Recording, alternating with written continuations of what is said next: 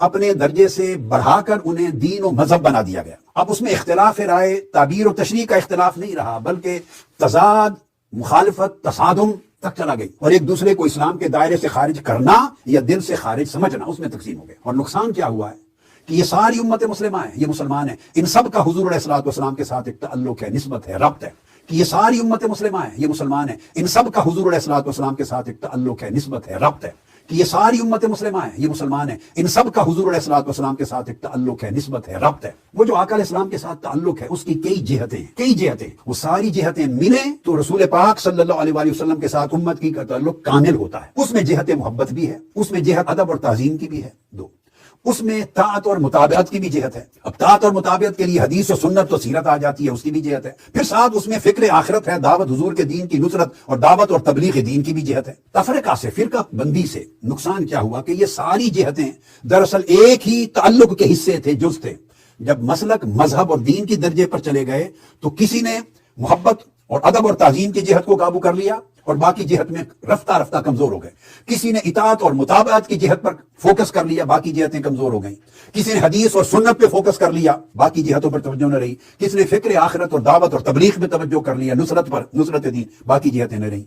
اس کا مطلب یہ نہیں ہے کہ ایک امر کو حسب ترجیح کو ترجیح دینے والے دوسرے کا منکر ہے، منکر کوئی بھی کسی دوسری جہت کا نہیں ہے، مگر جب آپ ایک پر فوکس کر دیتے ہیں تو دوسرا ایسپیکٹ، کئی جہتیں آؤٹ آف فوکس ہو جاتی، ان کی اہمیت عملاً کم ہوتی چلی جاتی، ان کا مزاج اور ان کا ذوق کم ہوتا چلا جاتا ہے۔ اس طرح پورا تعلق میں رسول ٹکڑوں میں بٹ گیا اور دین چھوٹی چھوٹی ٹکڑوں میں بٹ گیا۔ اگر یہ تفرقہ نہ ہوتا اور مل بیٹھتے ایک دوسرے سے تو ہر ایک کے پاس کچھ اچھائی ہے، جن کے پاس محبت اور ادب اور تعظیم کا فوکس ہے، کتنی بڑی اچھائی ہے، ایمان کی اصل ہے۔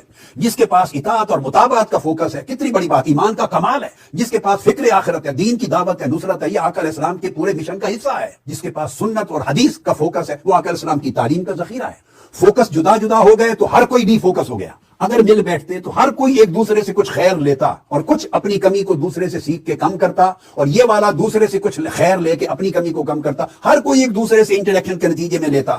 سلف صالحین ایسا ہی کیا کرتے تھے، مگر یہ طرز عمل ختم۔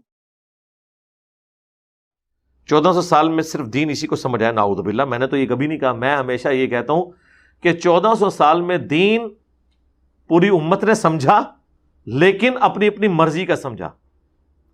جس نے جو صحیح دین سمجھا ہوا ہے نا، میں اس کی تعریف کرتا ہوں۔ جس کے لیے میں نے کہا تھا کہ دنیا میں کوئی فرقہ ایسا نہیں ہے جو میری کسی بات کی تصدیق نہ کرتا ہو۔ ہماری ہر بات کے ساتھ دنیا کا ہر فرقہ ایگری ہے، مخالف بھی ہے لیکن ایگری بھی ہے۔ کوئی ایک نظریہ ایسا نہیں ہے جو دنیا میں کوئی بندہ کہ یہ اس سے پہلے نہیں تھا۔ اگر میں ناسبیت کا رد کرتا ہوں تو شیعہ کر رہے ہیں، وہ کہتے ہیں انجینئر صاحب بالکل ٹھیک کر رہے ہیں۔ اگر میں رفع الیدین کے اوپر بولتا ہوں، حنفی، دیوبندی اور بریلویوں کو تکلیف ہوتی ہے تو اہل حدیث کہتے ہیں بالکل جی رفع الیدین پہ تو صحیح بات کر رہا ہے۔ اگر میں کہتا ہوں کہ لبیک یا رسول اللہ کا نعرہ لگانا اگر حاضر و ناظر کا عقیدہ استعانت کا نہ ہو، محبت کے اظہار کے لیے، یہ درست ہے، اس میں کوئی مسئلہ نہیں ہے، تو بریلوی کہتے ہیں کہ دیکھیں انجینئر صاحب نے بھی سپورٹ کر دی ہے۔ لیکن اہل حدیث اور دیوبندی غصہ کھا جاتے ہیں۔ مجھے بتائیں کہ میں نے یہ ایک عقیدہ ایسا لانچ کیا ہے جس میں سارے میرے خلاف ہو گیا، ٹائم قیامت تک یہ عقیدہ گڑنا جائے، اور میری ذمہ داری ہوگی میں بتاؤں گا کہ نہیں، میرے اس عقیدے میں یہ فرقہ میرے ساتھ کھڑا ہوا ہے۔ تو 1400 سال میں جتنا دین تھا الحمدللہ وہ ٹکڑیوں کی فارم میں تھا۔ ایک جگہ سے اس پلیٹ فارم سے بیان ہوا کہ ادھر شیعہ ٹھیک کہہ رہے ہیں، ادھر بریلوی صحیح کہہ رہے ہیں، یہاں اہل حدیث حق پہ ہیں، یہاں دیوبندیوں کا موقف ٹھیک ہے۔ اب تو وہ ریسنٹلی ایک ویڈیو آ گئی ہے ڈاکٹر تعلق قادری صاحب کی بھی۔ ڈاکٹر تعلق قادری صاحب حفظہ اللہ تعالی بڑی جرأت کی ہے، انہوں نے اپنی ویڈیو میں یہ بات کر دی ہے کہ سب کانٹیننٹ میں جتنے فرقے ہیں، بریلوی، دیوبندی، اہل حدیث، شیعہ، انہوں نے سب کو ایک تو مسلمان ڈکلیئر کر دیا ہے۔ سلوٹ ہے جن کو پہلی دفعہ کسی بریلوی نے جرأت کی ہے یہ بات کرنے کی۔ اور انہوں نے کہا کہ نبی علیہ السلام مبارک زندگی میں مختلف پہلو تھے اور وہ سارے پہلو ڈومیننٹ تھے، لیکن ہر فرقے نے اپنی مرضی کا ایک پہلو پکڑ لیا۔ یہ وہی بات انہوں نے دوسرے اندر کی ہے جو میں کر رہا ہوں، بلکہ مجھ سے پہلے امام شافعی نے کیا ہے۔ ان کان رفضا حب آل محمد فلیشرد ثقلان انی رافضی۔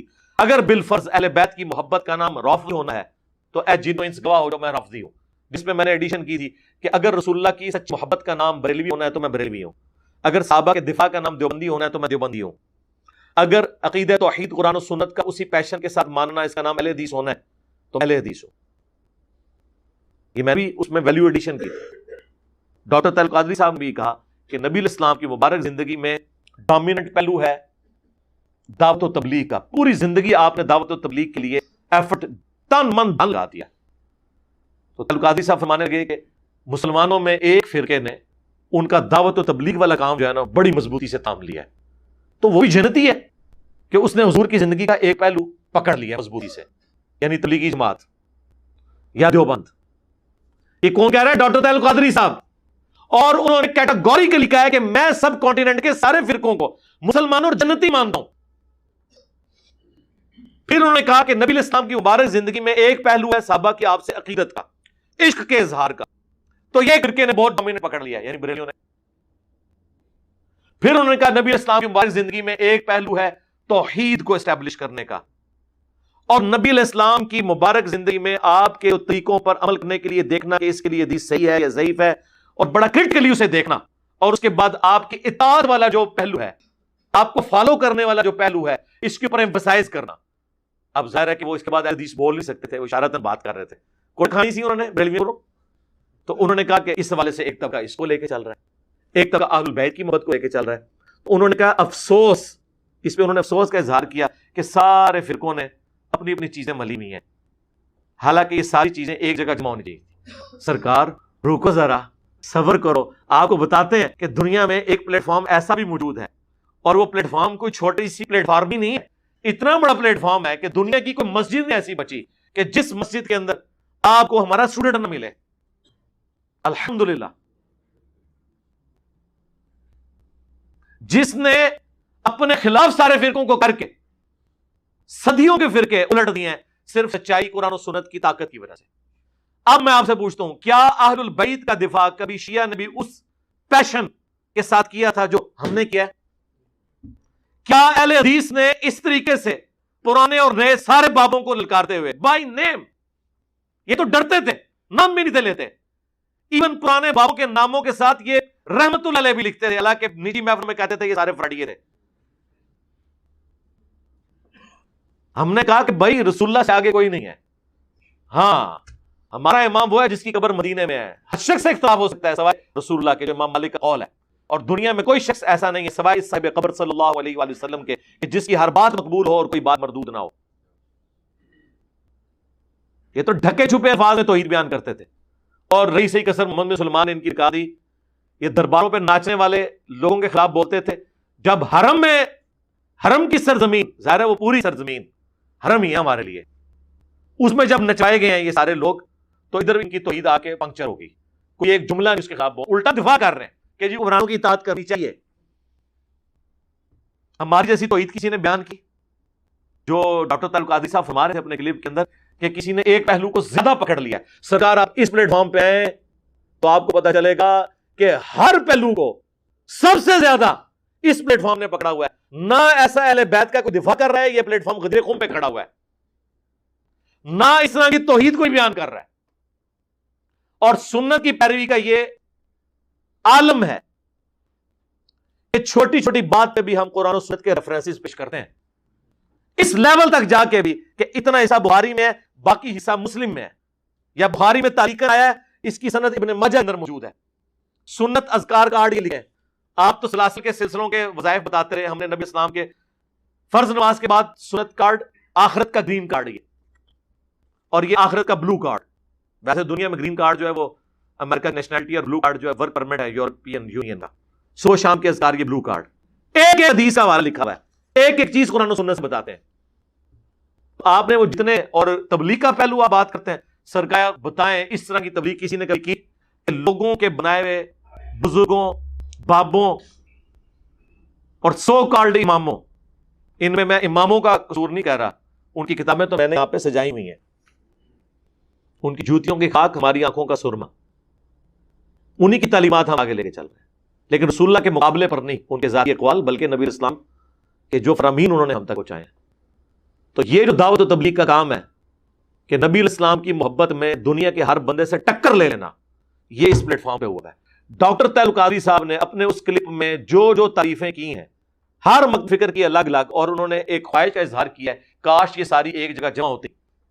وہ ان کے خیال سے بھی بڑھ کر انٹینسٹی کے ساتھ ہمارے اس پلیٹ فارم سے الحمدللہ چیزیں بیان ہو رہی ہیں. پچھلے دنوں مفتی منیب الرحمان صاحب نے میرے اوپر ایک پورا مضمون لکھا ہے اور دنیا اخبار میں چھپا ہے. پاکستان میں دوسرے نمبر پہ ہے یہ گروپ میڈیا انڈسٹری میں. نمبر 1 جیو ہے اور ان کا جنگ اخبار ہے. نمبر 2 یہ دنیا ٹی وی والوں کا دنیا اخبار ہے. یہ جو ان کا ٹی وی چینل بھی ہے اور ان کے کالجز بھی ہیں، پنجاب گروپ آف کالجز.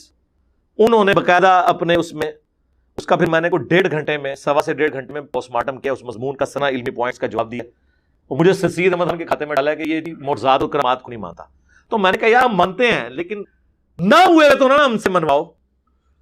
جی تخت بلقیس آ گیا سرکار، تسی بھی وائٹ ہاؤس لے آ کے مارگل کی پہاڑیاں تے رکھ دیو، ہاں اگلے دن میں کلپ بنا دیا گا. اور نہ آیا اگر تو تسی بھی اگلے دن کلپ بنانا ہے. اور اس کیا ہے، نہ میں بابی میں ہوں مسلم علمی کتابی. اور پھر آپ نے دعوت دینی ہے کہ مرنے سے پہلے اے مسلمان کر لے اس پہ غور. کتابوں کا خدا ہے، بابوں کا خدا. اور بابے بھی اسی خدا کو مانتے تھے لیکن ان کوالٹیز کے ساتھ نہیں قرآن و سنت میں آئی ہیں، بلکہ اپنے بابوں کی تعلیمات کی روشنی میں. یہ بھی آپ نے ساتھ بولنا ہے اور یہ بھی بولنا ہے کہ فرقوں کی دکانیں بند، the damage has been done.